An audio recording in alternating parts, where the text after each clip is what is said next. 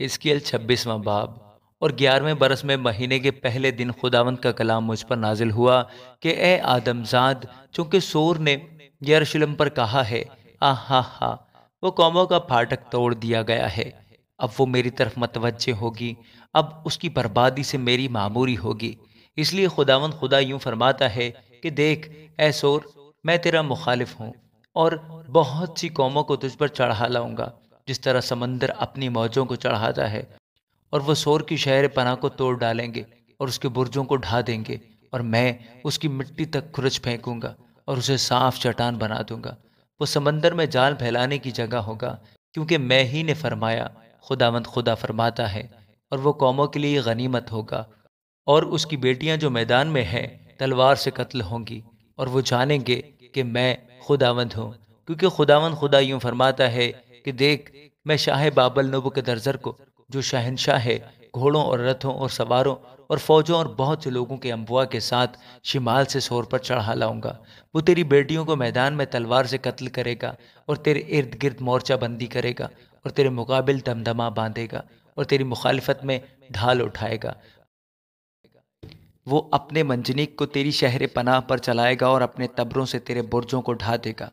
اس کے گھوڑوں کی کثرت کے سبب سے اتنی گرد اڑے گی کہ تجھے چھپا لے گی۔ جب وہ تیرے پھاٹکوں میں گھس آئے گا، جس طرح رخنا کر کے شہر میں گھس جاتے ہیں، تو سواروں اور گاڑیوں اور رتھوں کی گڑگڑاہٹ کی آواز سے تیری شہر پناہ ہل جائے گی۔ وہ اپنے گھوڑوں کے سموں سے تیری سب سڑکوں کو روند ڈالے گا اور تیرے لوگوں کو تلوار سے قتل کرے گا، اور تیری توانائی کے ستون زمین پر گر جائیں گے، اور وہ تیری دولت لوٹ لیں گے اور تیرے مال تجارت کو غارت کریں گے، اور تیری شہر پناہ توڑ ڈالیں گے اور تیرے رنگ محلوں کو ڈھا دیں گے، اور تیرے پتھر اور لکڑی اور تیری مٹی سمندر میں ڈال دیں گے، اور میں تیرے گانے کی آواز بند کر دوں گا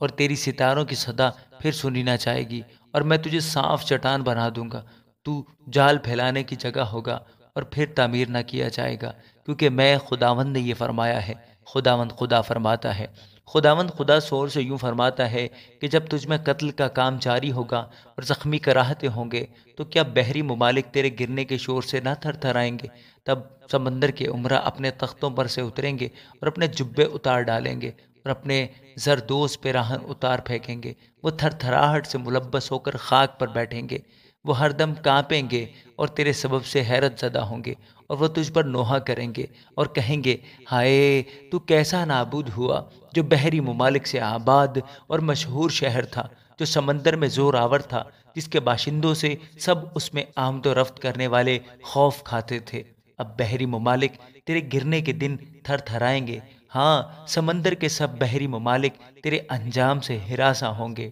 کیونکہ خداوند خدا یوں فرماتا ہے کہ جب میں تجھے ان شہروں کی مانند جو بے چراغ ہیں ویران کر دوں گا، جب میں تجھ پر سمندر بہا دوں گا، اور جب سمندر تجھے چھپا لے گا، تب میں تجھے ان کے ساتھ جو پتال میں اتر جاتے ہیں پرانے وقت کے لوگوں کے درمیان نیچے اتاروں گا، اور زمین کے اسفل میں اور ان اجاڑ مکانوں میں جو قدیم سے ہیں ان کے ساتھ جو پتال میں اتر جاتے ہیں تجھے بساؤں گا، تاکہ تو پھر آباد نہ ہو، پر میں زندوں کے ملک کو جلال بخشوں گا۔ میں تجھے جائے عبرت کروں گا اور تو نابود ہوگا، ہر چند تیری تلاش کی جائے گی،